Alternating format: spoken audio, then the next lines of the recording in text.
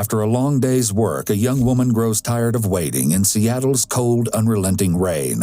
She soon makes a decision she'll forever regret. One girl would soon become countless more as they fell victim to one of the most prolific serial killers in the history of the United States, the Green River Killer. As the murder spree raged on, the police became so desperate to catch the killer, they turned to none other than Ted Bundy for help. There are an infinite number of ways to explain how a man can come to the point where he destroys human life as this person has, killing because he wants to kill. The young woman waiting in the rain eventually made the decision to abandon her bus stop and attempt to flag down a ride home. Soon, a man offers her a lift, and consistent with the area and times, they agree on another transaction as well. I think the very first woman I dated on a Pacific highway, I picked her up there and I choked her, but I didn't kill her. I think that was the very first one I choked and never killed her. Somehow, she survives the attack and narrowly escapes with her life, but so many who come after her won't be quite as lucky. It's the summer of 1982, and the Pacific Avenue South Strip, located near the Seattle-Tacoma International Airport, is alive with teenage girls and young women seeking paying dates. I was paying for sex. We agreed on sex. Sometimes I'd kill them, sometimes I wouldn't. I had a lot of rage at that time, and that's why I killed these women. It's quite monumental because the missing juvenile problem is that nobody gives a shit, especially nobody gives a darn about runaway juveniles. The street workers, all but forgotten, remain trapped in a vicious cycle, and the lifestyle is an exceptionally dangerous one. As you correctly pointed out, you're dealing with a class of victims who are hard to trace and hard to investigate, who disappear without being reported, whose movements are hard to trace, whose friends are difficult to run down. Then the work suddenly becomes even more perilous. First, one body is located, then another. Within just a month, the body count has reached 5. These girls and women of the night are disappearing at a frequency that is increasingly alarming. How did you kill her? Choked her. With what? My arm. When I pick up a woman, I usually date them. We agree on sex, and if she enjoys it, it's she's probably faking it. And I would be on top of her, usually face to face. If I couldn't have a climax, I would have her turn around and I would get her from the back end, penis and vagina, not rectum or anything. Sometimes I'd kill them, and sometimes I wouldn't. I had a lot of rage at that time, and that's why I killed these women. I didn't plan on killing them. A couple of years pass, and the number of missing and murdered women climbs to well over 40. And there's, like I said, there's upwards of up to 63 people I killed, so they kind of run together sometimes. And I didn't make a list in my mind which ones I killed with the rope, which I killed with my arms. The sheer number of victims gives insight into how the killer saw the victims as easily dispensable. In his mind, they were objects to be used for his pleasure and nothing more. Do you think it's possible that this guy could stop? No, well, unless he got, unless he was born again and he got filled with the Holy Spirit. But I believe God's forgives you from your sins. You think he's forgiven you now? I think he has. In a very real way, this guy's figured it out by now. Oh, I know. He figured it out. He's way ahead of us. I mean, he's so far ahead of us, it's unreal. It would be nearly 2 harrowing decades before the monster is finally identified. The first victim was recovered on July 15th of 1982. A gruesome discovery. 2 teenage boys had spotted her body floating in Washington State's Green River. Wendy Cofield was just 16 years old when she was killed. She disappeared a week earlier. It was later found that she'd been strangled with an item of her own clothing. Is it the first one I killed? Yes. I don't actually remember where I killed them because I wasn't planning on killing any of them. It's possible that the killer didn't decide in advance that he was going to kill. It's possible he acted in the moment. It should be noted that impulsivity is a sign of antisocial personality disorder. However, committing murder is likely something that he fantasized about. so the idea was likely something he'd been considering before actually committing the crime. At this point, Wendy's death appeared to be an isolated event. Everyone hoped that was the case, but it would soon prove to be the beginning of a murderous rampage like no other. Then another body. Deborah Bonner, age 23, was located just a few weeks later.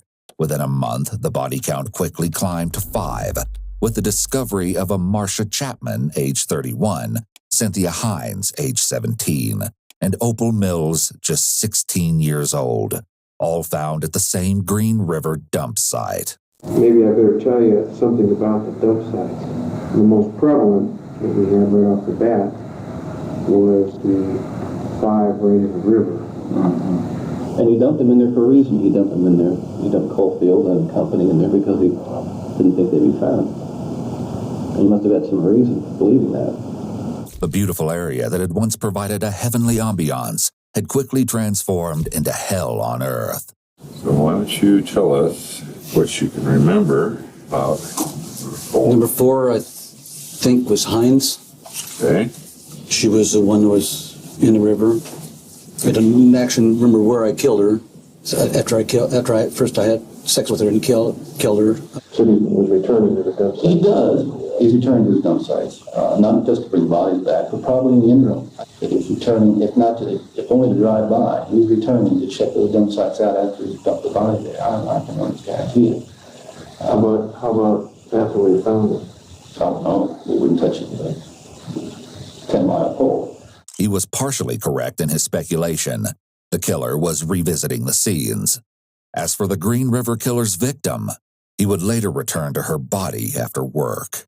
Drove down the same way to where the body was, and I drove down further, parked on the side of the road, looked both ways, nobody was watching, and I ran down the hill towards where the trail was, pulled off any clothes that she might have had, had sex with her right there in the spot, put my pants back on, drug her down into the river, got in the river, pushed her down and put 1 or 2 rocks on top of her.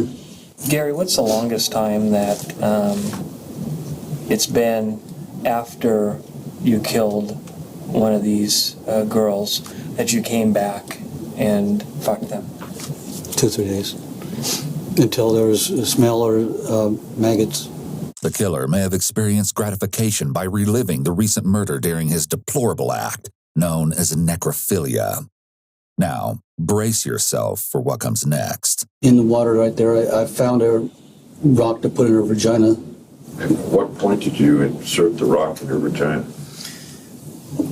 It was after she got in the water, after she was in the water, there was a rock that looked like the size of fitter, and I put it in there. That was about where I put the rock in during that process. That way there I wouldn't try to maybe come back the next day and pull her out of the water and have sex with her after she was in the water for a couple of days. That's the reason for both of them, not to go back to have sex with them, because they had the rock in them. That was one of the reasons. Why would you want to stop having sex with her? I have to lift up the rock. I'd have to get in the water. There's a chance of losing her down the river. I would have the rock in there so I wouldn't have to, and I'd go out and kill another woman. Why did you have to put the rock in her vagina? I'm thinking is I had to put the rock in the vagina so I wouldn't go back and dig her out of the river and screw her on the bank, put her back in, take all that effort of putting her back in. That's when I put the rock in. Her arms were floating? Her arms were not flooring, but they were probably moving. Was she waving at you? I might just be getting that from the discovery. No, she wasn't waving at me. No, just waving with any kind of current coming by. So you put Hines in the river? Put Hines in the river. Cynthia was the final victim discarded in the Green River, but she wasn't the last of his victims, not even close. The following month, the body count reached 6 with the finding of Giselle Lovern on September 25, 1982. At just 17 years of age, Giselle could have had a bright future ahead of her. She was exceptionally intelligent and was on her way out of working the streets. She'd planned to call it quits after 1 more week. She just needed enough money to fund her trip home to California. You found these first five really quickly. You can see he changes. He's obviously not going to use that Green River anymore, at least not for a while. And he's looking for something that's more effective, so he goes back to dry land with number 6. And Lovern is found in September, but still he sticks to these sites. It seems the killer found a better way to conceal the discarded bodies following his atrocities at the Green River. Between September of 82 and May of 83, he didn't find anybody. So in his mind, he was effective. Let's say he's continuing to kill. Okay, still in the Seattle area, and we found these locations out here. What would his next step be? That was the million-dollar question, and unfortunately, there was just no way to accurately predict the answer. With the passing months came more strangled bodies. By the end of 1982, somewhere around 15 murders had occurred, though only a fraction of the remains of the victims had been located at the time. One of the youngest victims, estimated to be his 15th kill, was Colleen Brockman. She was only 15 years old when she disappeared on Christmas Eve of 1982. And like the others, her story is heart-wrenching. It's said she told a friend that her home life in North Seattle, where she lived with her father and brother, was miserable. However, she didn't elaborate further. Colleen had run away a few times previously, but she always returned home. This time would be much different.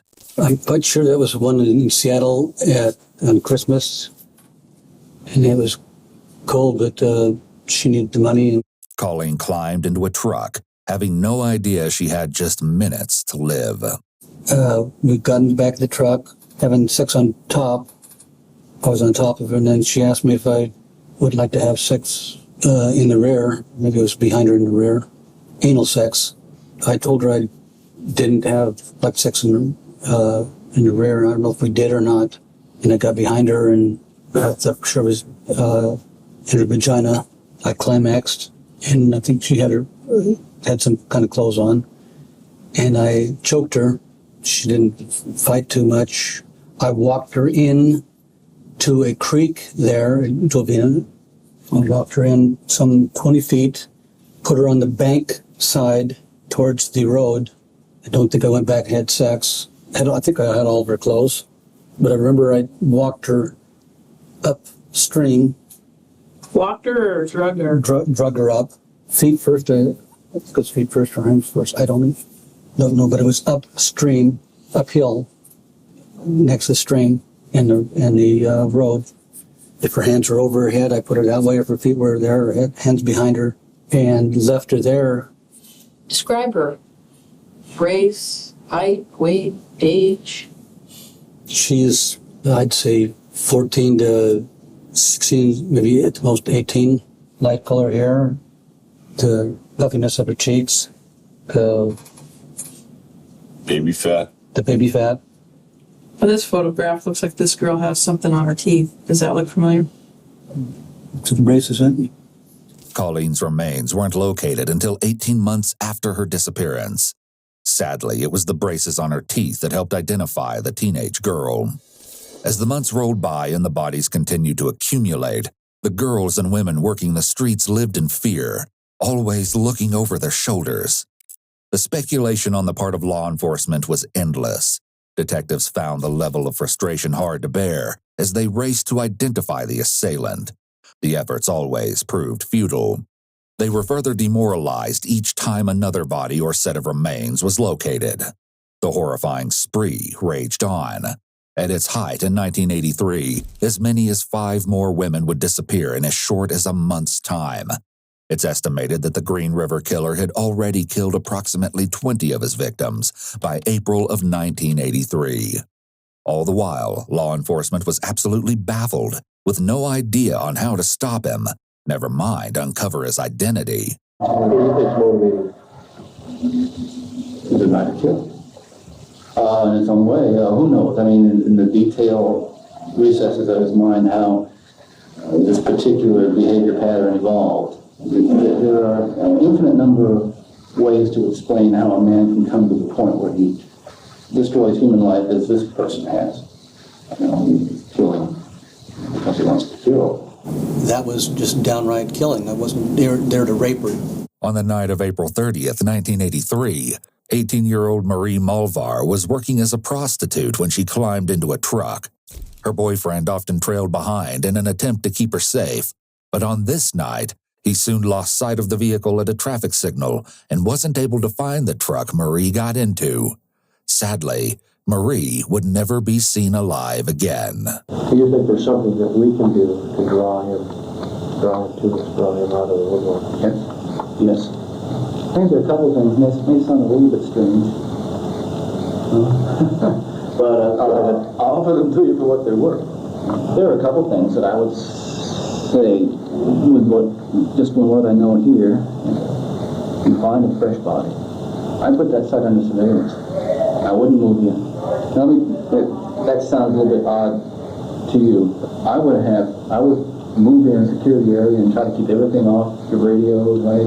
But set up a surveillance network on that area. Now, you might want to move the body under cover of darkness, because let's face it, by the time, if your man comes back to that site, by the time he gets on top of that body, you've already to the point where the body was, you've already got his number, and you're already going to be in on it. The best chance you have of catching this guy red-handed is to get a site with a fresh body and stick it out. Bundy may have felt that he was in a position of authority or even superior to the police, since they'd requested his assistance with the case. This experience was likely a huge boost to his ego. Even so, the theory seemed to make sense, as it's not uncommon for a serial killer to return to the scene of the crime, or to the place where they left their victim. Unfortunately, law enforcement was never able to pull it off. How was this monster able to convince each victim that he was harmless, that the transaction was a safe one to engage in? But my initial impressions was this guy is young. He's, more or less in the same socioeconomic kind of strata that these young women can be associated with, lower middle class, let's say, that he's between 20 and 30, probably closer to 20. He's young, a low-paying job that restricts his movement. He doesn't have a lot of money. He can't move around. My gut reaction is these girls are being approached by somebody who really puts them at ease. It was true. Police would eventually learn that the killer did have an unassuming appearance. He was fairly young and clean-cut, yet unremarkable. One of the few victims who survived his attack described him as boring and dull, in fact. The serial killer consultant contributed an idea to the detective. Have you ever sat down and asked these girls, what kind of person do you think the Green River guy is? What does he look like? How old is he? And I'll bet you the guy would turn out to be old, maybe wearing a business suit, or maybe, maybe unshaven. But I bet you the last person they would expect to be the killer would be one of their own peers. Bundy was most likely spot on, relating to the street worker's assumption of the killer's appearance. Maybe it was the age-old case of a wolf in sheep's clothing. It was no surprise that Bundy was also quite intrigued by the killer's morbid work. In terms of when your victims disappeared, when they were found, where they were found, it's kind of fascinating watching some of this unfold. But this guy is learning. He's trying to find the best way to dispose of these bodies he can think of. Bundy may have even been envious of the mysterious Green River killer because he hadn't been caught yet. Maybe it's possible, though, that Bundy and those close to the case overestimated the Green River killer's abilities. Areas of vast wilderness were at his disposal, after all, nearly in his own backyard. He took advantage of his surroundings, and it worked in his favor. And as the investigation continued, the killer tailored his methods as he saw fit. That's when I started burying them, and when I started taking them out where I wouldn't go back. You had an urge to go back and have sex with the bodies? As I went back, I did have an urge, but I didn't do it. The killer's attention to detail, however, was questionable. When he approached a teenage girl or woman, appearance wasn't much of a deciding factor. She could have had a mustache, I probably wouldn't have known. I can't remember the faces because after I killed them, I couldn't look at them anymore. He may have avoided looking at the faces of the victims in an attempt to dehumanize them. If he didn't see them as real people, maybe the killings were easier to commit. It seems they were all crimes of opportunity. Each victim had simply been at the wrong place at the wrong time. The killer also had a conveniently selective memory. He was able to recall minute, insignificant details while failing to remember those of importance. Amazing, you remember the junk better than you do the... It says yes. It's clear that the killer viewed his victims as unimportant and insignificant. He didn't see them as people. The only thing he cared about was fulfilling his own desires. Through the course of interviews conducted over the killer's eventual arrest, detectives were finally able to get answers to some of the burning questions that had gone unanswered for so many years as they tried to make sense of how he remained at large for so long. When the crime scene tape was up, did you ever drive by or see the area where they recovered her? No, I stayed away from those areas. I just didn't want to be, because I've heard sometimes they film people come in and film everybody like they did with these sites, because guys like to come back to see where they kill people and they're in the audience. I've heard that. Through the interviews also came the revelation of another sadistic ritual the ruthless killer took pleasure in. As if taking their lives wasn't enough, he also took from the victims the few things they had. There's no evidence of it. Well, There's no jewelry. why is he doing that? We keep a minimum amount of evidence.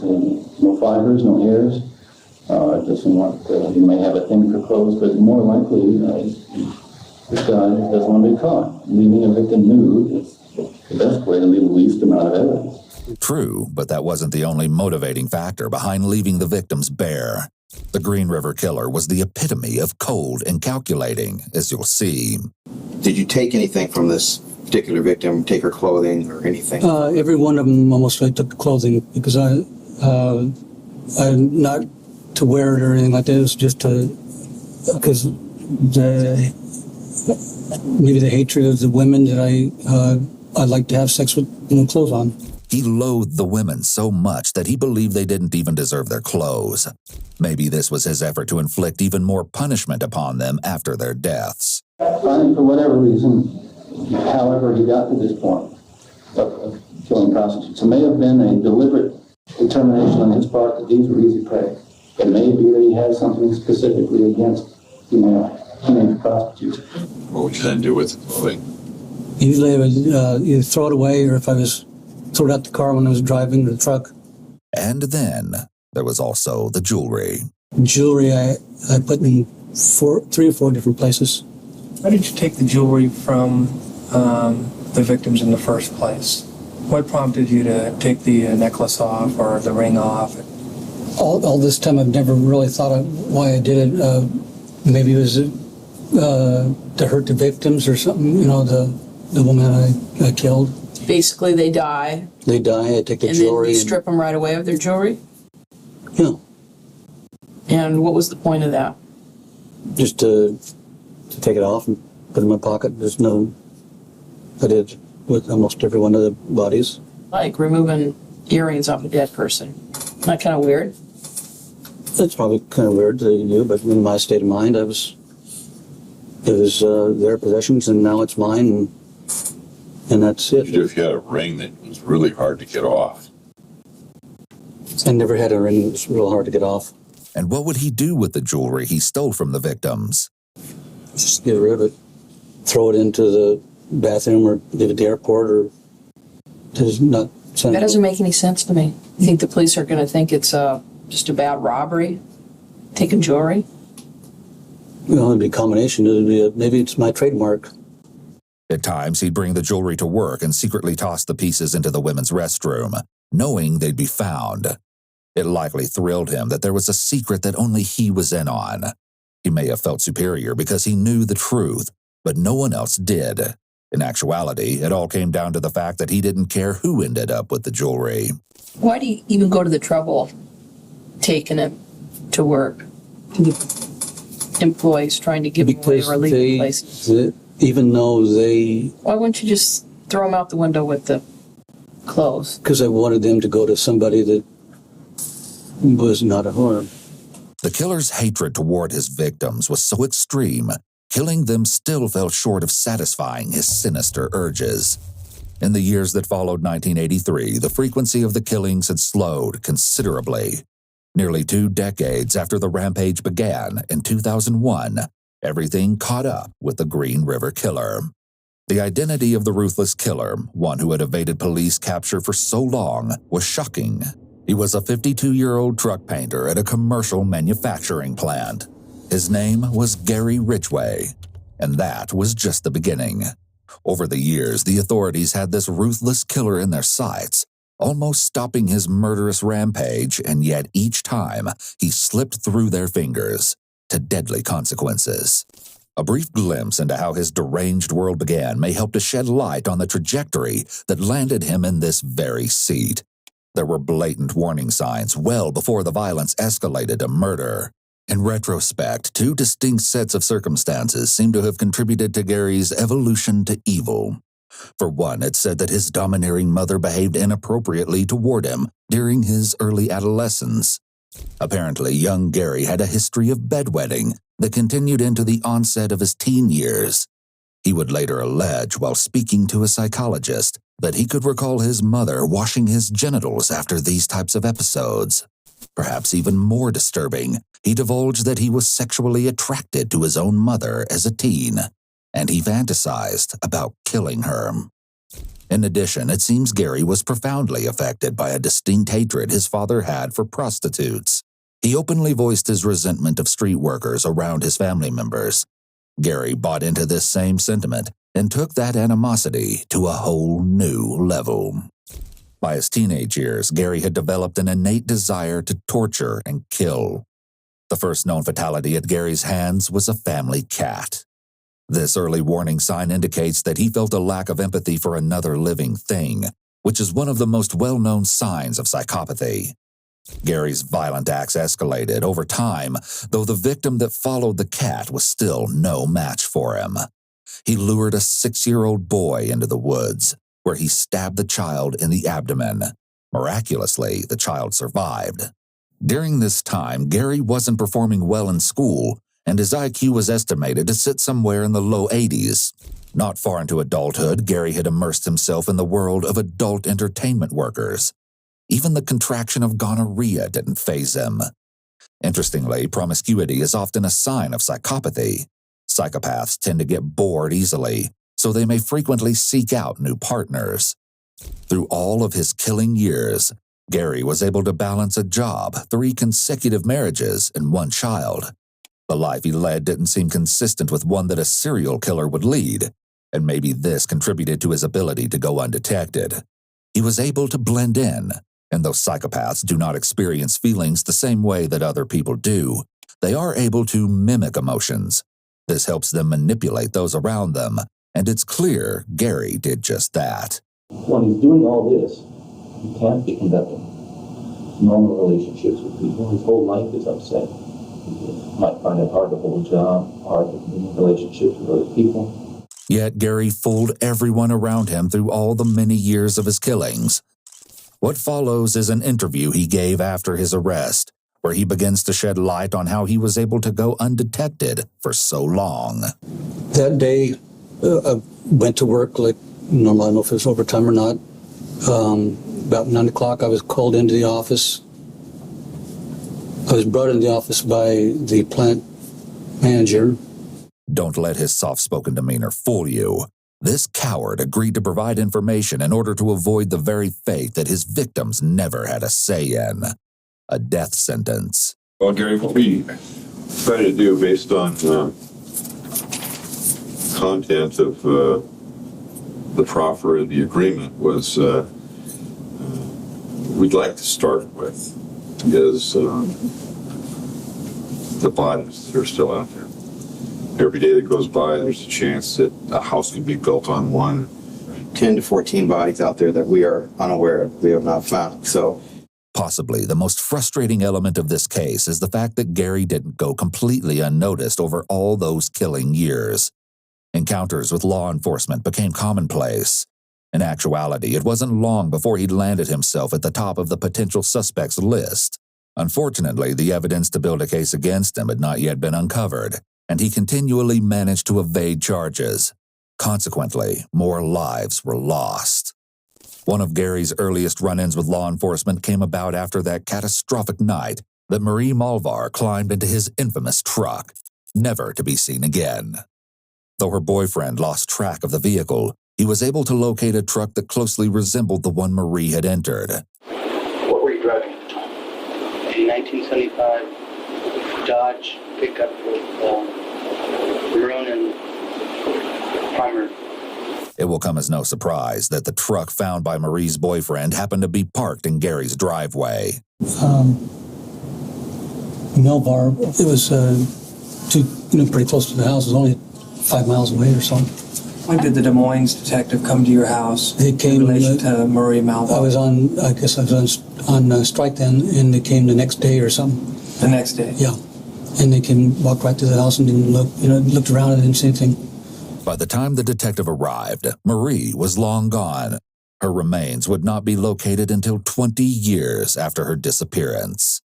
Another documented encounter with law enforcement came in 1984. By this time, Gary had made it high on the list of potential suspects. They were privy to his frequent transactions with prostitutes. There was suspicion that he could be the very monster they were looking for, disguised in a mask of mediocrity.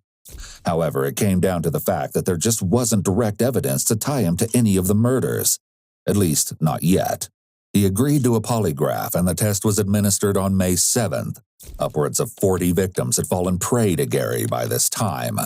Approximately half of the deceased had been recovered. And somehow, he passed. No deception was detected. How could this be? Given that polygraphs are notoriously unreliable, however, perhaps Gary had simply figured out how to beat the system. But maybe the polygraph was too general. I don't know. Maybe there was something wrong with his mind. There was obviously something wrong with his mind. What'd you think? What were you doing? What was going through your mind? I don't know. I didn't. I just was going to take it and thought for sure pass it. You thought for sure you'd pass it? Yeah, and I didn't. I don't think what the questions weren't maybe precise enough to. So I don't remember what questions were. He believed he'd pass for good reason. He'd already managed to get away with so many murders. He may have believed he was too smart to get caught. During the course of one of his many meetings, Gary provided officials with a saliva sample in 1987. Of course, at the time, forensic testing was not yet advanced enough to match saliva with other biological materials from the same individual.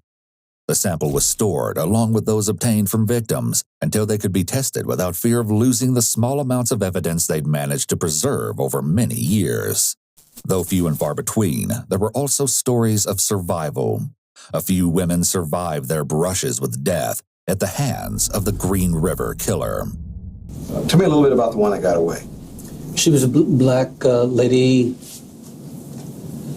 little heavyset, 5'10", bigger than what I could handle.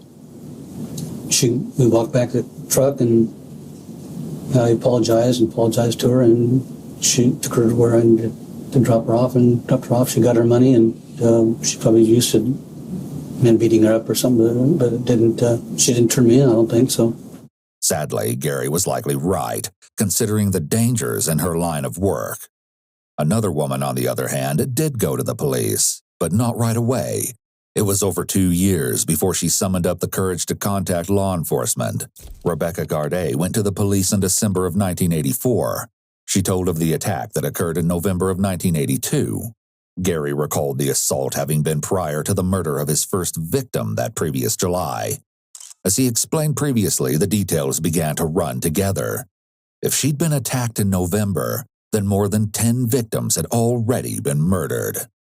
As a result of Rebecca having provided information to police, Gary was interviewed a couple months later, in February of 1985. He placed all the blame on Rebecca for the failed encounter. She bit me and I choked her. And I let her go. Let's back up a little bit, okay? Did you take your clothes off? Just my pants. She went down and started giving you a blowjob. Yes. How long into it was it before you said she bit you? A minute or so? Tried to reach an orgasm? No. You say she bit you. What did you do then? I pulled it out of her mouth and choked her. How did you choke her? From the back. From the back? Yeah. With your hand.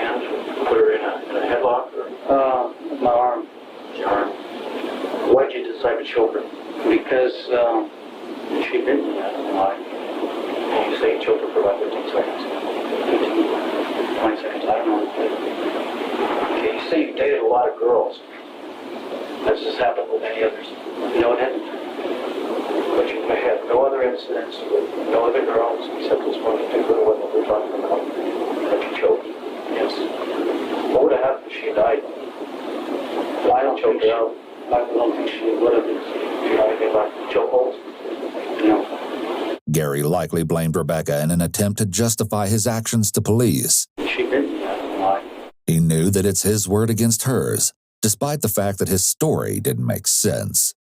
And then came the conclusion reached by the detective. Gary told me that he hoped that nothing would become of this. However, if it did, that he could understand and it might teach him a lesson to where he would never go out and hire girls again.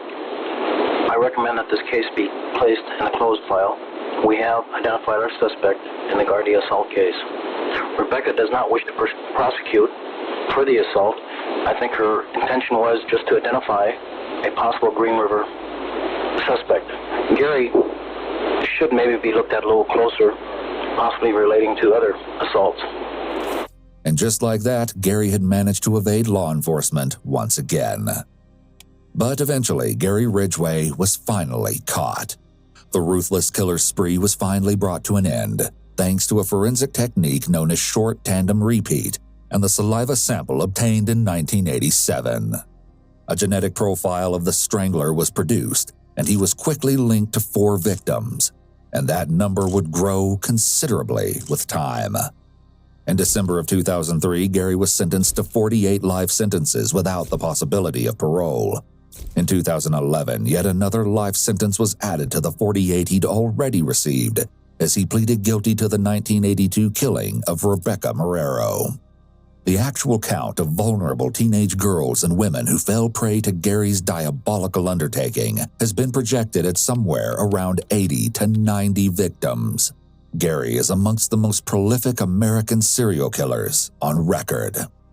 To this day, there are still sets of unidentified remains and families whose questions have yet to be answered. It's likely that more murders will be linked to Gary as he sits in his jail cell. The Green River Killer, Analysis of the Crimes in Criminal Psychology. Introduction. The Green River Killer is the nickname for Gary Leon Ridgway, one of the most notorious serial killers in United States history. He committed a series of brutal murders in the Washington area during the 1980s, primarily targeting young girls, prostitutes, and runaways. With 49 murders for which he was convicted and many other unidentified victims, Ridgway was considered the most prolific serial killer in American history at the time of his capture in 2001. Over nearly 2 decades of committing crimes, 1982-1998, he sowed terror in the Seattle-Tacoma area, leaving the entire community bewildered and traumatized. It was not until late 2001, thanks to a breakthrough in DNA technology, that this horrific crime spree was finally halted. This essay will detail the case context, biography, and criminal career of Gary Ridgway, his methods of killing, and analyze the criminal psychology behind his actions. Through this, we will see how a cold-blooded killer can hide his true face for so many years, as well as the valuable lessons for future criminal investigations. Case context and criminal career social context.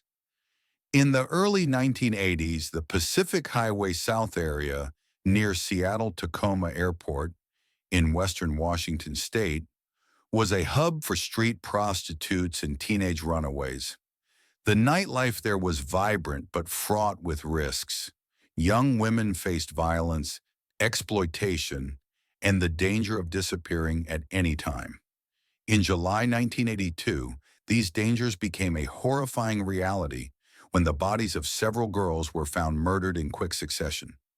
On July 15, 1982, the body of a teenage girl was found floating in the Green River, a picturesque river that flows through King County. The victim was Wendy Caulfield, 16, who had been missing for about a week. An autopsy showed she was strangled with her own clothes. Within a few weeks, more bodies were found around the area. Deborah Bonner, 23, Marcia Chapman, 31, Cynthia Hines, 17, and Opal Mills, 16, bringing the total to 5 victims in August 1982 alone. The initial bodies were all found near the Green River, leading local police to believe a serial killer was on the loose and giving the killer the nickname the Green River Killer. Escalation of the crimes.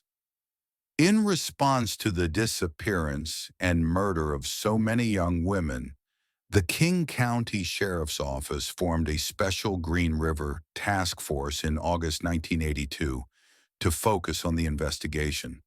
However, the killer always seemed to be one step ahead. From 1982 to 1984, it is estimated that Ridgway murdered over 40 women. Most of them were prostitutes or runaways, vulnerable individuals who were less likely to be reported missing to the police. Ridgway would often pick up his victims on the street or at bus stops and parking lots, where they waited for clients. He would act friendly, posing as a harmless customer to lower the girl's guard. Many later witnesses recalled that the killer had a very ordinary appearance, middle-aged, neat, bland, and boring, and not at all frightening. It was this very ordinariness that made the victims unsuspecting. Ridgway even showed photos of his young son to win the girls' trust, making them think that a father with a child couldn't be a dangerous person. Crime scenes and evidence. Ridgway strangled his victims to death, often using his bare hands or a rope or piece of clothing, a quiet method that made less noise than other weapons. He would take advantage of sexual encounters or when the victim was off guard to attack from behind, giving the victim no time to cry for help. After the murders, Ridgway disposed of the bodies in secluded wooded areas near rivers, lakes, or deserted roads. Initially, many bodies were dumped in or near the Green River, which led police to give him his nickname. To sink the bodies, the killer even placed large rocks in the victim's private parts, as in the cases of Marcia Chapman and Cynthia Hines, to add weight and keep the bodies submerged. Other bodies were dragged into bushes or left in vacant lots in King County. He often removed the victim's clothes, possibly to remove forensic evidence and to show contempt for them. According to his later confession, Ridgway admitted to taking almost all the victims' clothes and jewelry, partly out of disgust for them, and partly so as not to leave evidence on the bodies. Hiding in plain sight and changing tactics. After the first 5 bodies were found together in the Green River in the summer of 1982, Ridgway realized the area was under heavy scrutiny. He quickly changed his tactics, moving the dump sites to more distant hills and forests, and no longer leaving multiple bodies in one place. From late 1982 into 1983, police found fewer bodies, but not because the killer had stopped. It was because he had become better at hiding the bodies. Throughout early 1983, disappearances continued at a terrifying rate. At one point, 5 women vanished in a single month. By April 1983, police suspected the killer had murdered around 20 victims, even though they had only found partial remains at that point. One of the youngest victims at the time was Colleen Brockman, 15, who disappeared on Christmas night 1982. Her body was not found and identified by her braces for another 18 months. Women in the Pacific Hawaii South Strip area lived in extreme fear. constantly worried they would be the next victim. Despite increased police patrols and warnings, many working girls had no other means of livelihood and continued to work the streets, becoming easy prey for the cold-blooded killer. Evading the law. The initial investigation faced numerous difficulties. The victims often lived transient lives with few connections, making it extremely complicated to trace their whereabouts. Despite this, police quickly identified several suspects, including Gary Ridgway. As early as 1983, Ridgway was a person of interest. The boyfriend of Marie Malvar, an 18-year-old girl who disappeared in April 1983, reported that he had followed the green pickup truck Marie got into, and the truck disappeared at the home of a man named Gary Ridgway. Police went to Ridgway's home for questioning, but he calmly denied any involvement and showed no obvious signs of suspicion, so the case was dropped. In May 1984, Ridgway even voluntarily took a polygraph test to prove his innocence, and he passed the test. The question that arises is, how could a person who had killed dozens of people pass a lie detector test? It could be that Ridgway felt no remorse or fear when lying, and his physiological responses were completely stable, a characteristic often found in psychopaths. The negative polygraph result caused Ridgway to fall off the list of prime suspects, allowing him to continue his crime spree for many more years. After 1984, Ridgway's murder frequency decreased significantly. From 1985 to the late 1990s, he killed about a dozen more victims. Many analysts believe this change coincided with Ridgway starting a new relationship and subsequently marrying for the third time in 1988.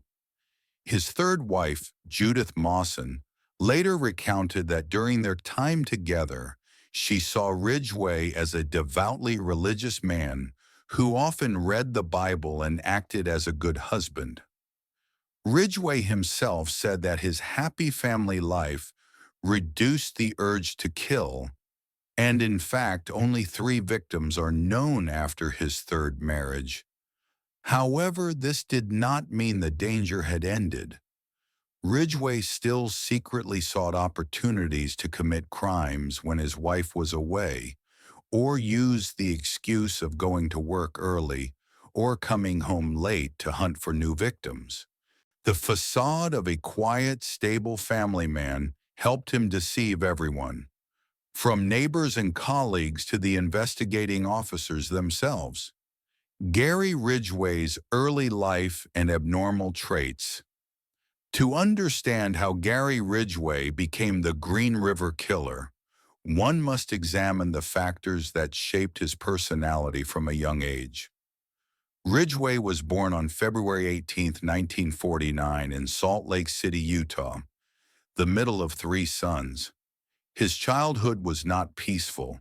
His mother, Mary Ridgway, was described as an aggressive, controlling woman who frequently yelled at and punished her children for minor mistakes.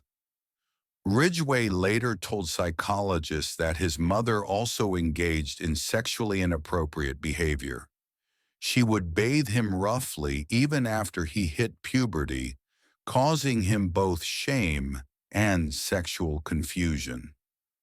Ridgway recounted that he suffered from prolonged bedwetting as a teenager, and each time, his mother would scrub his genitals to clean him. This made Gary feel both angry and aroused, a sick, incestuous feeling. He began to have sexual fantasies tied to violence, even dreaming of killing his mother. This mixture of violent and sexual deviancy in Gary Ridgway's mind began very early. Meanwhile, Gary's father, a bus driver, often complained about prostitutes as he drove through red light districts. He showed contempt and hatred for these women, and this mindset was instilled in young Gary from a young age. Growing up in a family with an abnormal mother and a prejudiced father, Gary Ridgway gradually developed a twisted belief system, both sexually obsessive and hateful toward women, especially prostitutes.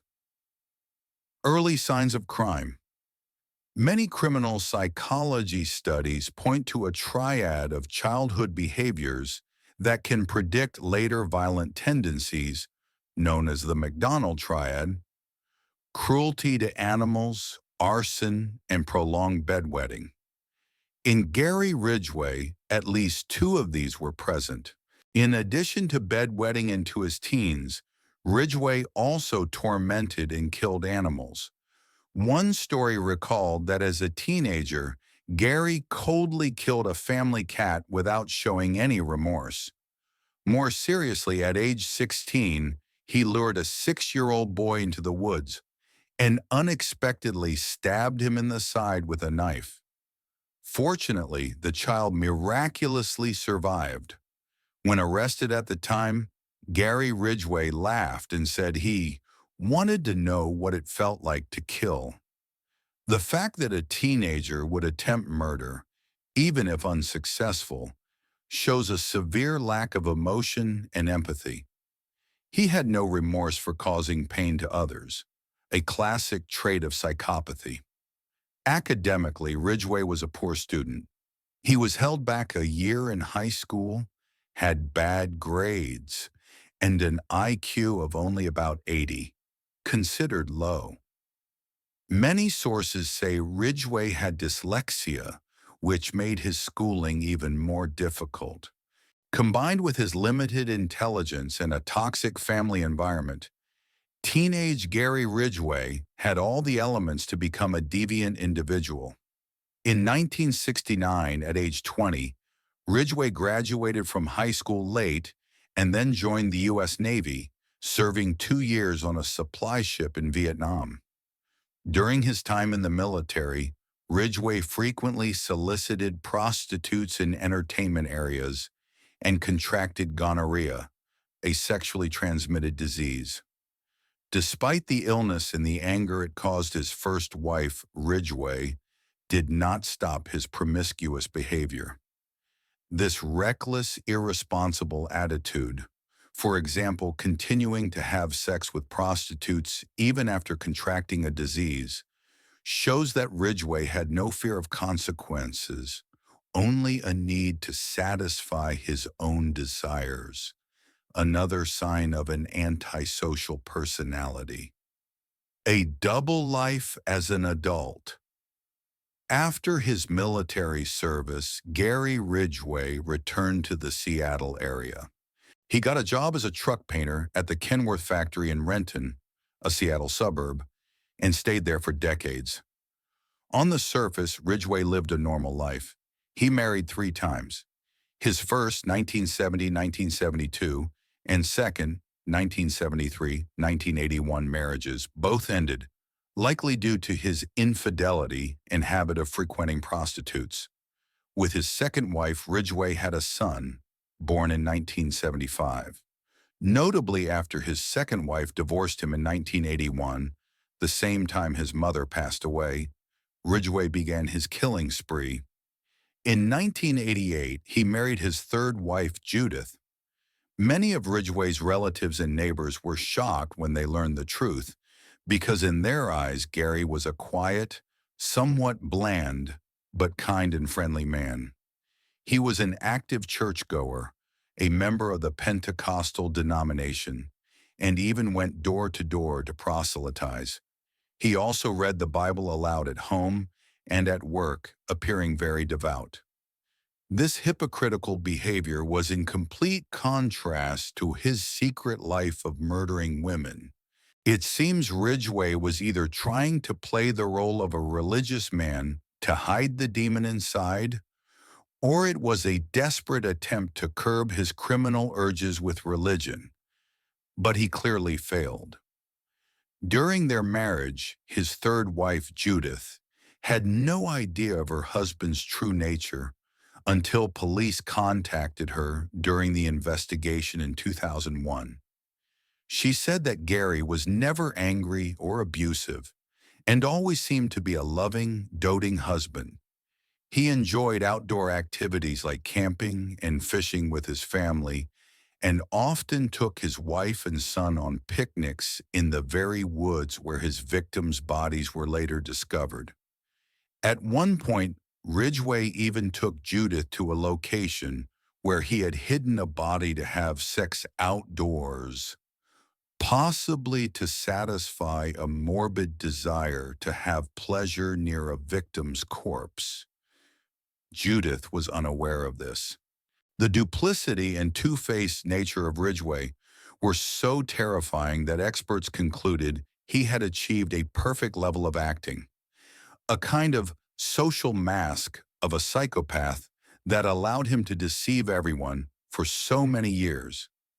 In summary, Ridgway's past shows a series of warning signs: a childhood of psychological abuse and sexual deviance, early violent behavior toward animals and children, low intelligence, a tendency to lie and manipulate, and a lack of remorse. These factors, combined with his social circumstances, created a monster disguised as an ordinary man, the man who would become one of the most brutal serial killers. Ridgway's modus operandi and criminal profile. Gary Ridgway was not a random, indiscriminate killer.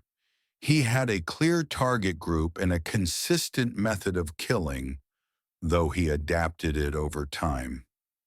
Analyzing Ridgway's modus operandi will help us better understand his psychology and motives.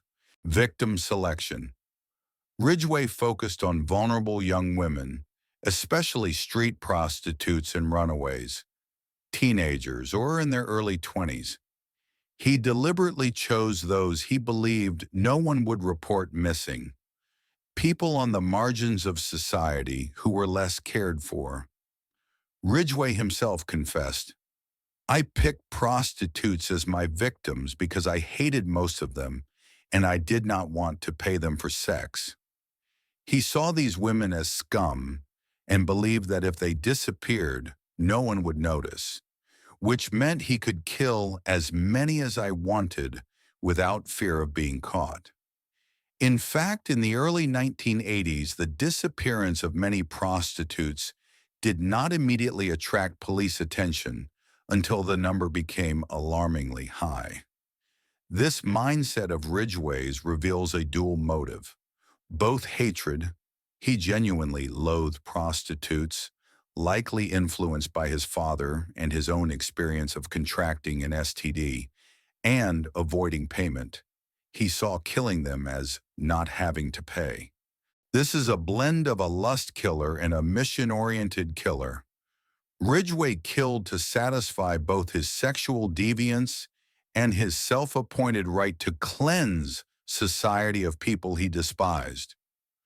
Ridgway's victims were mostly very young. Many were 15, 16 years old, others in their late teens to early 20s. They typically worked on streets like Pacific Highway South and in secluded areas around King County. Ridgway would drive his pickup truck around, looking for prey. He had a clever approach. He would stop his truck and offer a ride, or solicit sex with a polite, friendly demeanor. Some survivors recalled that Ridgway spoke softly, appearing so bland and harmless that few would be on their guard. He once even joked and showed a photo of his 7-year-old son to the girls to make them believe he was a harmless single father.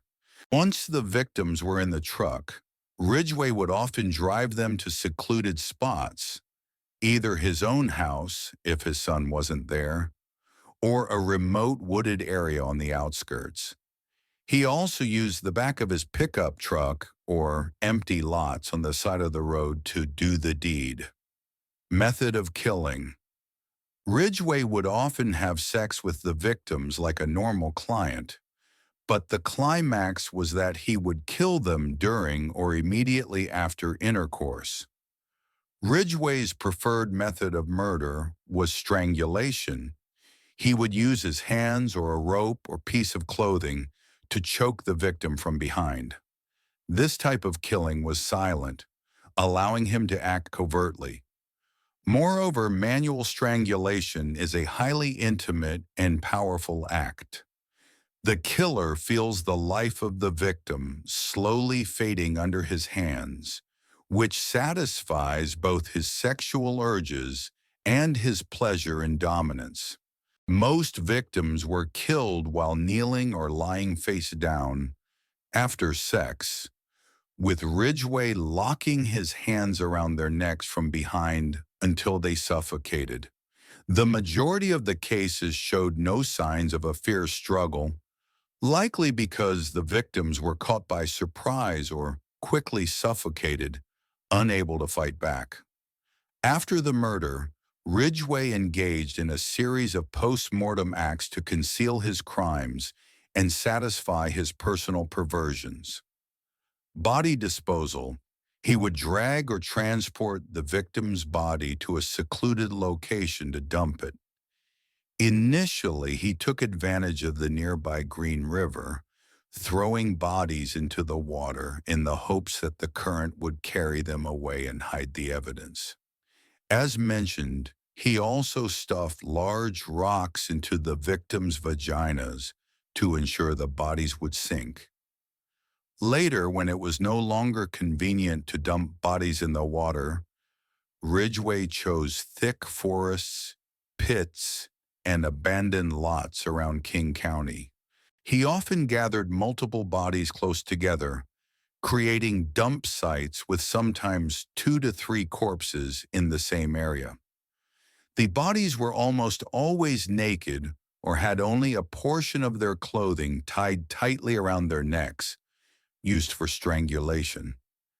In some cases, Ridgway arranged the bodies in a specific pose or grouped them together, though it is unclear if this was intentional staging or simply due to the convenience of dumping them in the same place. Victims left in the woods were usually covered with leaves and dry branches to avoid early detection. Returning to the scene and necrophilia. A characteristic and morbid act of Ridgway's was returning to have sex with the dead bodies, necrophilia. He confessed that he went back to the bodies several days after killing them to continue having sexual intercourse. Usually within the first 1-2 days, the bodies were not significantly decomposed, allowing him to satisfy himself. Ridgway claimed that having sex with corpses was not better than with living people, but it helped reduce his need to find new victims, thus allowing him to kill less often to avoid exposure. This is a practical, utilitarian explanation. He used the victims' bodies as free, repeated sex toys until the bodies began to smell and were no longer appealing. Indeed, Ridgway said he would stop this behavior when the bodies began to rot and maggots appeared.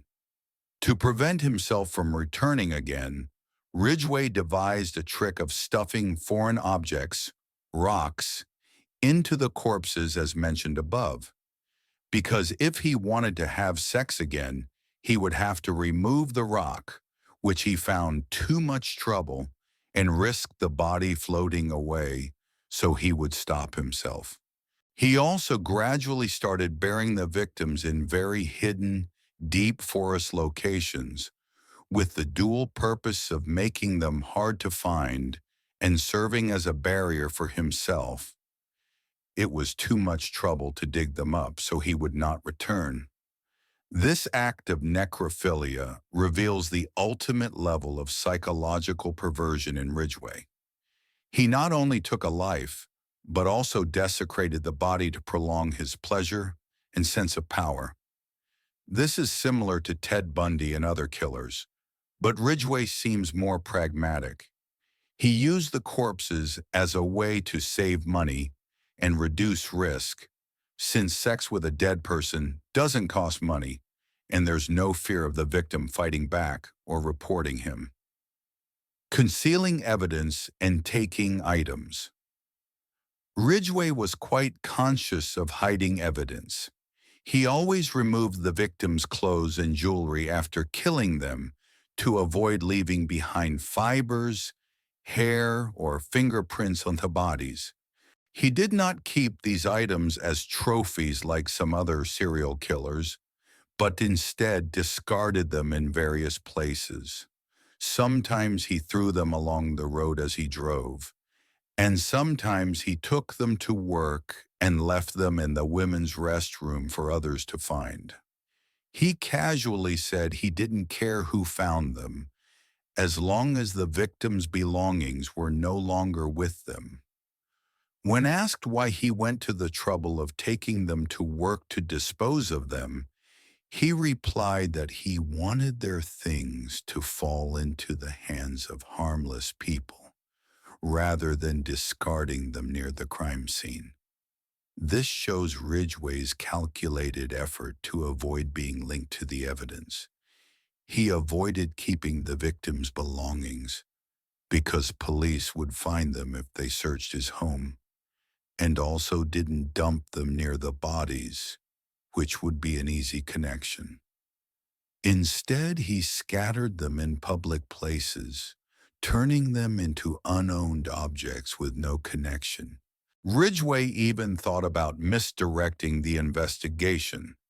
At times, he intentionally placed other people's cigarette butts or chewing gum at the scene, or transported part of a body all the way to Oregon to throw off the investigation.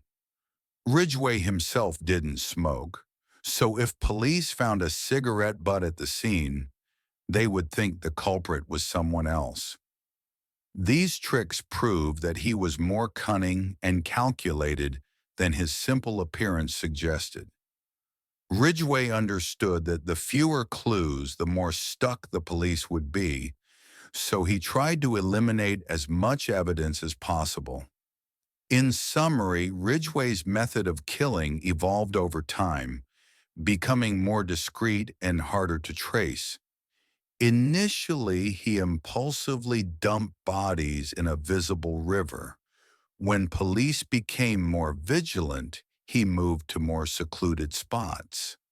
He also learned from his mistake of leaving 5 bodies near the Green River at once, and avoided doing so again. As a result, from late 1982 to 1984, police rarely found bodies, even though Ridgway continued to kill. This quick adaptability shows that Ridgway was not academically intelligent, low IQ, but was very good at learning from practical experience. He followed the news and the police's reactions to adjust his behavior. This is a characteristic of a somewhat organized killer. He knew how to plan his concealment and learned to avoid repeating mistakes. However, there were also uncontrolled elements in him. For example, his urge to return to the corpses for sexual gratification, or his completely opportunistic victim selection. Whoever had the misfortune of encountering him would become a victim rather than him having a specific list. This makes Ridgway a kind of mixed-type killer, both calculated and spontaneous. Analysis of Gary Ridgway's criminal psychology, lack of conscience and remorse. The most prominent feature of Ridgway's psychological profile is his emotional indifference to his crimes. Everyone who had contact with him, from his wife and friends to the investigators, noted that he rarely showed strong emotions. When arrested and questioned, Ridgway spoke about dozens of murders in a flat, cold tone, as if they were not serious matters. Former Sheriff Dave Reichert, who led the Green River Task Force, said, "I quickly realized that serial killers have a lot of things in common. Both Bundy and Ridgway had no remorse whatsoever. He had no feelings for anyone, including his family. Indeed, throughout the investigation, Ridgway showed no pity or guilt for his victims. He referred to them in a dehumanizing way as those girls or the whores, never mentioning their names or acknowledging them as people with their own lives. Separating the victim from their humanity is a psychological mechanism that makes it easier to kill. If he viewed them as just objects, as he did, he would not feel guilty. In fact, a former girlfriend once told police that Ridgway saw prostitutes as objects to be used. Ridgway's cold-blooded and unemotional nature is consistent with extreme psychopaths. They have no conscience, no empathy, and only seek to satisfy their own desires. Hatred of women and sexual motives. As analyzed, Gary Ridgway had a special grudge against prostitutes. He admitted to hating most prostitutes and viewed killing them as a form of revenge or a way to cleanse society. Many psychologists believe this hatred stemmed from his mother, a woman he both desired and resented, along with the prejudices his father instilled in him about prostitutes. Ridgway suffered from a deep internal conflict. He was sexually attracted to deviant women, prostitutes, but at the same time despised them for being dirty and sinful. The result of this conflict was that he wanted to have sex with them and then destroy them immediately afterward. Ridgway's murders clearly had a very strong sexual motive. He only killed after satisfying his desires, and he even sought further pleasure by having sex with the corpses. This behavior shows that Ridgway fits the profile of a rape murderer with a necrophiliac tendency. While he said necrophilia didn't give him more pleasure, it was clearly a serious sexual perversion. The fact that he tried to restrain himself by burying bodies or stuffing them with rocks shows that Ridgway was aware of his own sick desires. But instead of stopping the killing, he only tried to temporarily control them. Ridgway didn't like to look at the victims' faces when he killed them. He said he usually avoided looking into the girls' eyes or faces, and after they died, he didn't look at their faces anymore either. This is a psychological mechanism to dehumanize the victim. If he didn't look at their faces, he wouldn't see them as people, and the killing would be less haunting. Ridgway bluntly stated, "I don't know if she had a mustache or anything. I don't remember their faces, because after I killed them, I couldn't look at their faces anymore." This shows that he intentionally viewed his victims as nameless, faceless objects to make it easier to act and not be haunted afterward. Pragmatic calculation and cunning intelligence. Although Ridgway's IQ was low, he possessed a terrifying street smarts. Many of his actions show a cold, calculating mind, choosing victims who were less cared for, using a hard-to-detect method of killing, hiding bodies carefully, destroying evidence, misdirecting by scattering belongings, and passing a lie detector test. When questioned by police in 1987 after a prostitute who survived accused him, Ridgway calmly blamed the victim, fabricating a story that she bit him and he was just restraining her in self-defense.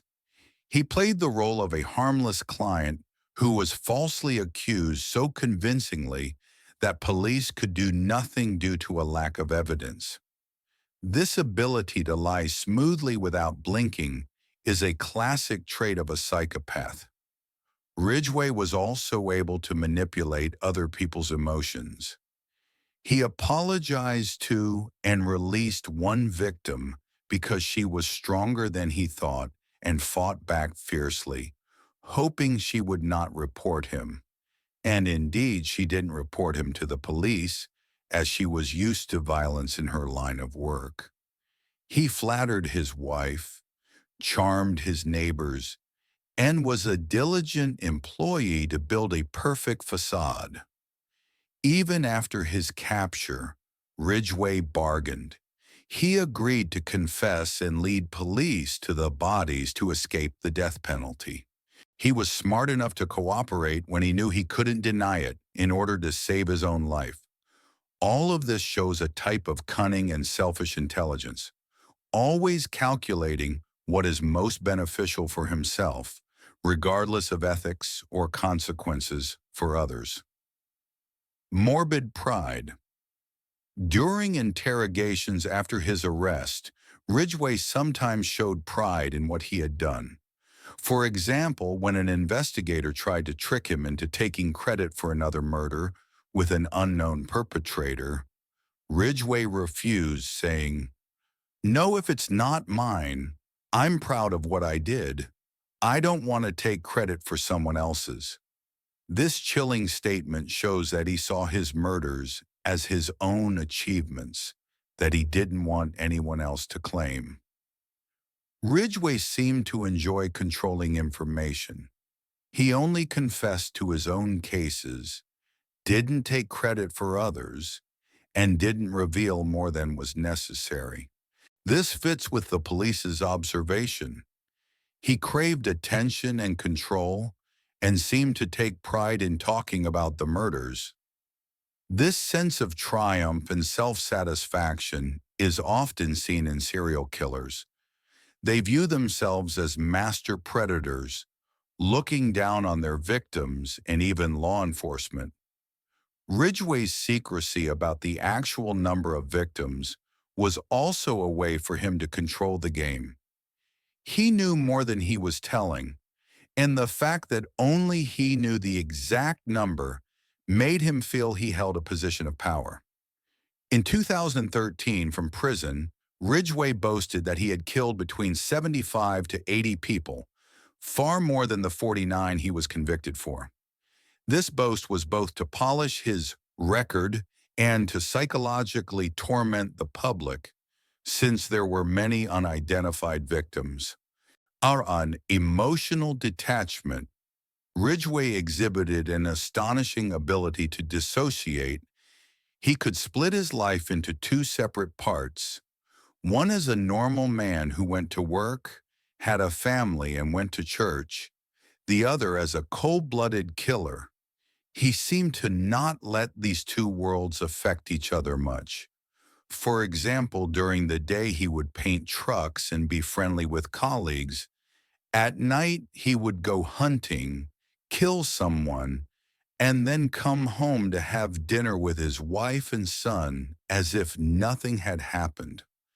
His emotional numbness meant he showed no signs of being haunted after each murder, no nightmares, no depression, completely unlike a normal person would after committing such brutal acts.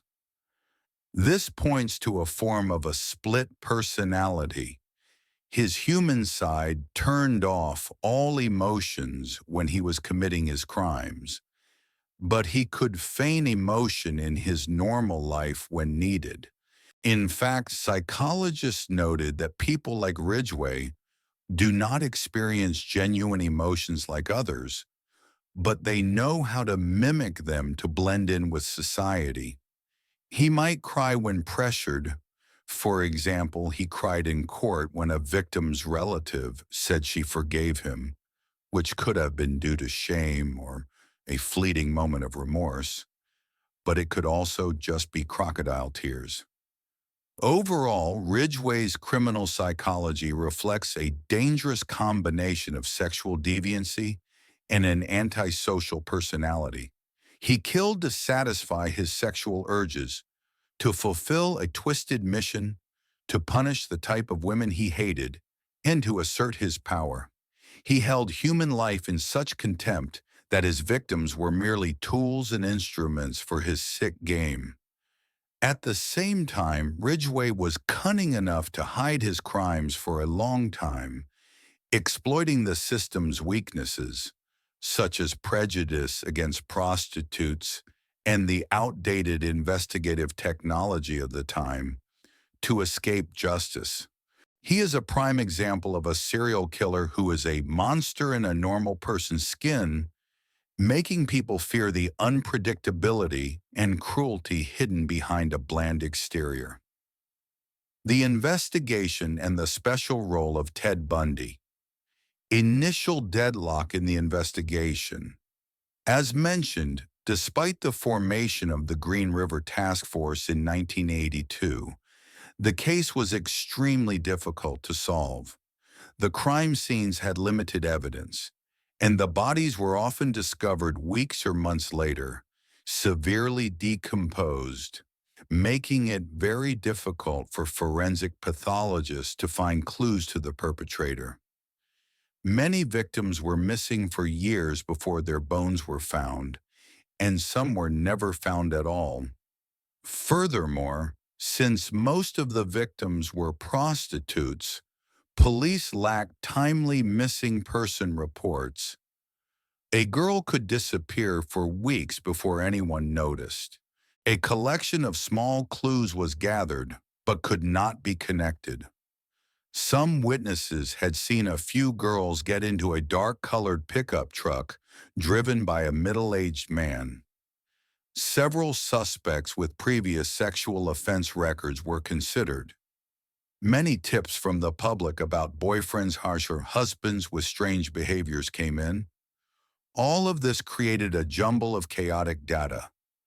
By 1984, King County Police had interviewed over 40,000 people and followed hundreds of leads, but the killer remained at large. Gary Ridgway was among those investigated, but he skillfully evaded capture. As mentioned, he passed a lie detector test, and though he provided a DNA sample, saliva, in 1987, modern matching technology did not yet exist.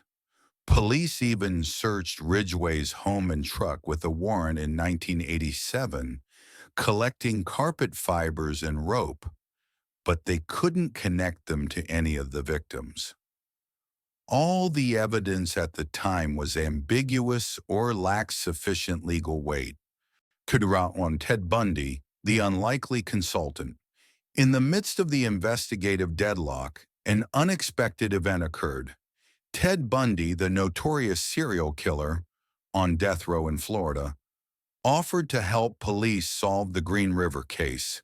In 1984, detectives Robert Keppel and Dave Reichert of the Green River Task Force flew to Florida to meet with Bundy after receiving a letter from him.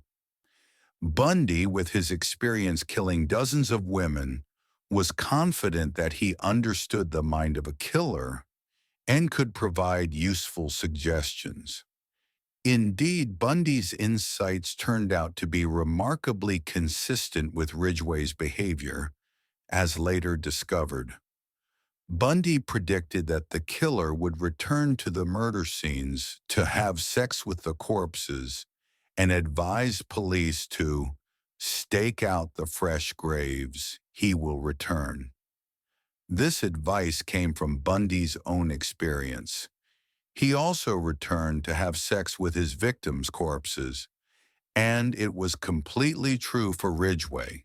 However, implementing this was not easy. Police couldn't possibly stake out every location where a body might be, and they didn't know when a new body would be dumped.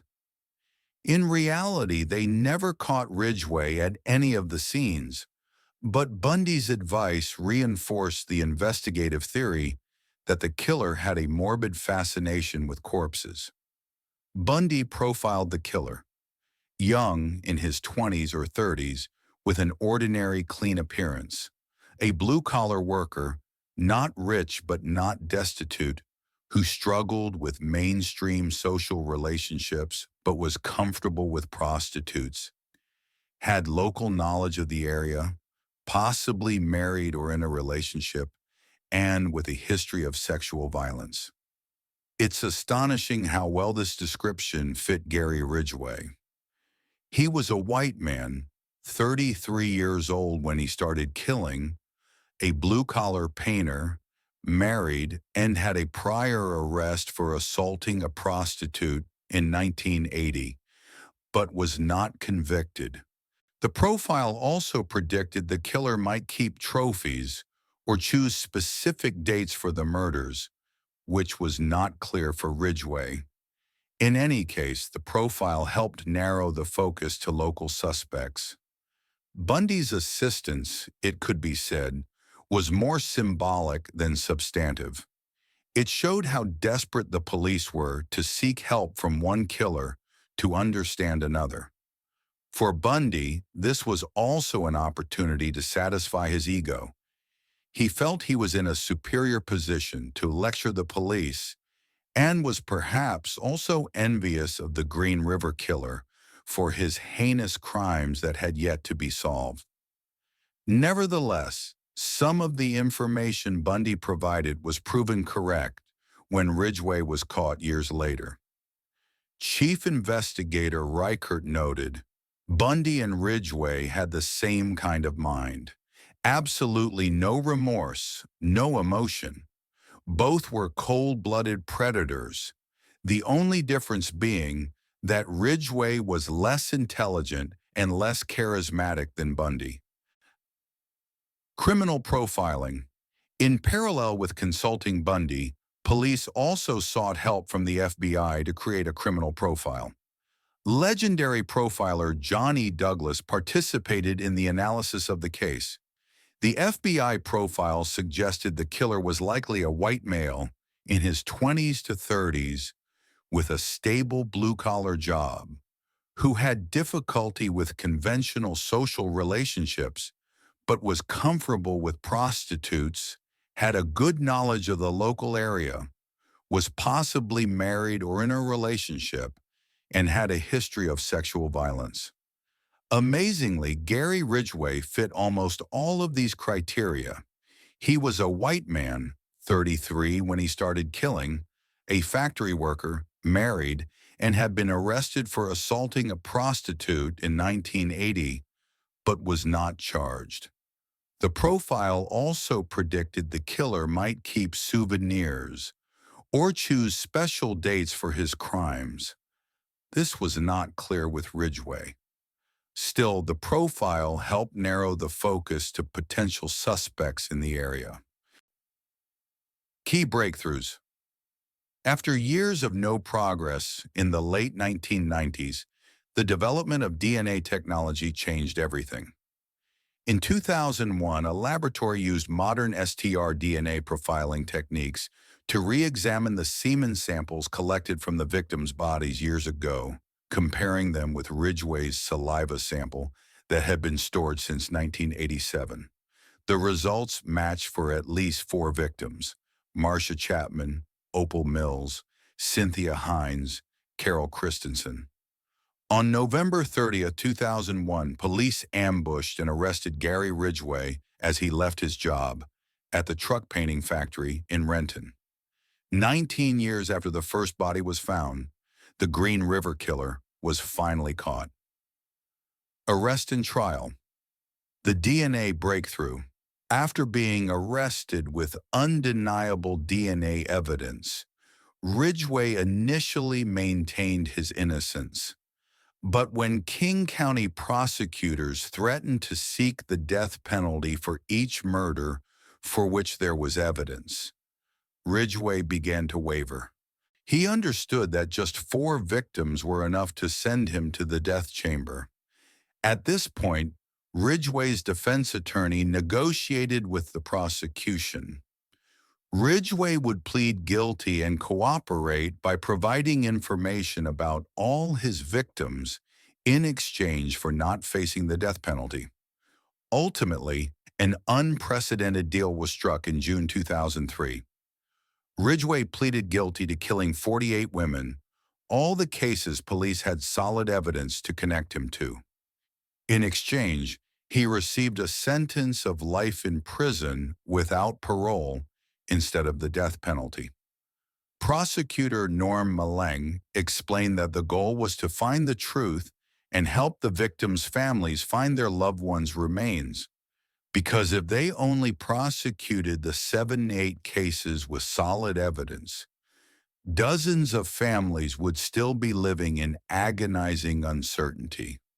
The deal was controversial, but most of the victims' families supported it as they wanted to know the fate of their loved ones. As a result, Ridgway led investigators to many burial sites that had never been found before, and at least 3 new sets of remains were exhumed, including Marie Malvar, the victim who had mysteriously disappeared in 1983. A shocking confession.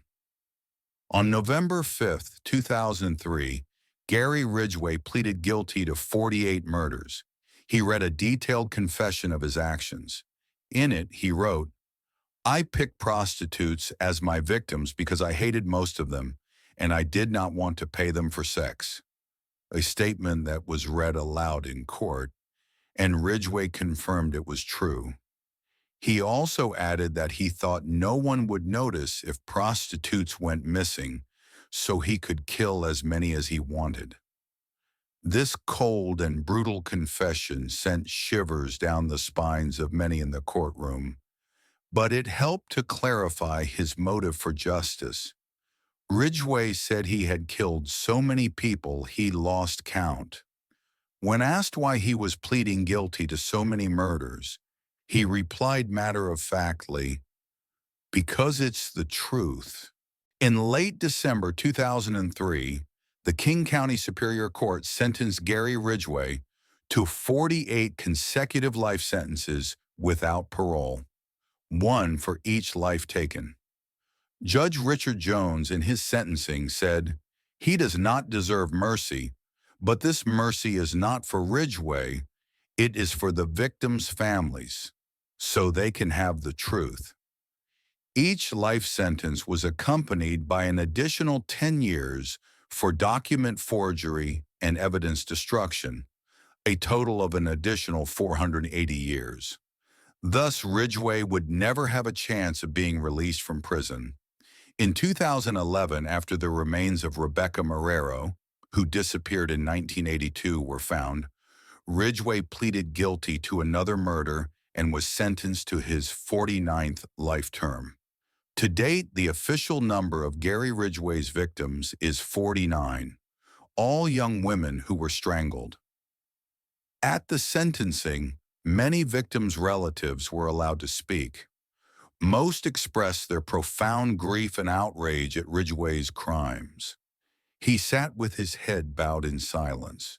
A surprising moment came when Robert Rule, the father of teenage victim Linda Rule, said he forgave Ridgway, and the cold-blooded killer began to cry.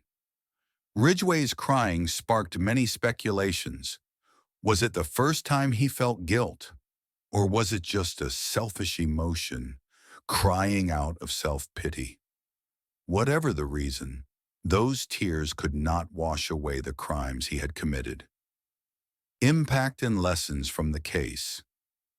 The Green River Killer case left a deep and lasting impact on criminal justice and criminal psychology. Advancements in forensic science. This is one of the cases that clearly demonstrates the power of DNA technology. Without modern DNA profiling, Ridgway might still be living free, or at least only have been convicted of a few isolated cases. The preservation of samples like semen, hair, and saliva from 1987 and their analysis nearly 15 years later was a breakthrough. It proved the value of preserving evidence to await technological advancements, a practice that was later applied to a host of cold cases. Changing the approach to vulnerable victims. The case also sounded the alarm about the dangers of the system neglecting victims who were prostitutes or runaways. Initially, many missing women were not reported right away because their families didn't know or the police didn't prioritize them. It was only when the number skyrocketed that the case received the attention it deserved. From this lesson, law enforcement in many places has changed its perspective. No victim is undeserving. Regardless of their profession, society must protect them and conduct a serious investigation when they are harmed. Today, many cities have programs to support sex workers, hotlines for reporting, and police are trained to handle sensitive missing persons cases more carefully. Understanding serial killers. The Ridgway case provides a classic study for criminal psychologists on a type of serial killer, a murderer driven by a combination of sexual gratification and hatred. His profile helps reinforce the theory that many serial killers come from abused childhoods and have personality disorders, especially psychopathy. Ridgway's case also showed that IQ is not the determining factor. A person with a low IQ can still commit sophisticated crimes through cunning and practical experience. It poses a question for experts. Can similar cases be prevented? For example, when children show signs of animal cruelty and abuse, should society intervene to prevent them from becoming future killers? This remains a major challenge. Interagency cooperation and new initiatives. The Green River case promoted federal-local cooperation. The FBI was involved, and neighboring counties, even Oregon, also coordinated because Ridgway operated in a wide area. Additionally, the story of seeking advice from Ted Bundy, while unique, inspired popular culture, novels and films about police seeking help from other criminals. It also showed flexibility in investigations. Sometimes to understand the worst criminals, you have to turn to the criminals themselves. This later led to the development of more in-depth criminal psychology concepts. For example, the FBI's program of interviewing serial killers on death row for research in the 1980s, as depicted in the series Mindhunter. Justice for unidentified victims. To this day, the search and identification of Ridgway's victims continue. Many sets of remains have been found, but remain unidentified because there is no DNA on file for comparison. However, with the development of genetic genealogy, there has been progress. In December 2023, DNA from an anonymous skeleton found in 1985 was identified as belonging to Lorianne Raspotnik, 15, who went missing in 1982, finally giving her a name after 41 years. In September 2024, the media reported that Ridgway was temporarily transferred from prison to lead authorities to the burial sites of a few more victims he remembered. This means the investigation is not yet completely closed. Police still hope to find more remains and close the files on Ridgway's missing victims. The families of those who have been missing for over 40 years are still waiting for answers, and they deserve the truth. Gary Ridgway, the Green River Killer, is a dark chapter in U.S. criminal history, but his capture and conviction were also a victory for justice and science. From this case, we learn that a monster can hide behind the most ordinary face, and that vigilance and understanding criminal psychology are incredibly important. The case is also a reminder that every victim is worthy of concern. Society needs to protect the vulnerable so they do not become easy targets for criminals. Ridgway is currently serving his life sentence at Washington State Penitentiary and will likely die behind bars. But his legacy of crime remains. The families who lost loved ones, the unnamed victims who have yet to be found, and the hard-won lessons for criminal investigation. More than 20 years after his capture, Ridgway admitted that the number of victims could be up to 80 people, a portion of whom will forever remain an unknown. The full truth may never be known, but thanks to the tireless efforts of law enforcement and science, more and more pieces of the puzzle are being revealed, bringing a measure of late peace to the departed souls and those they left behind.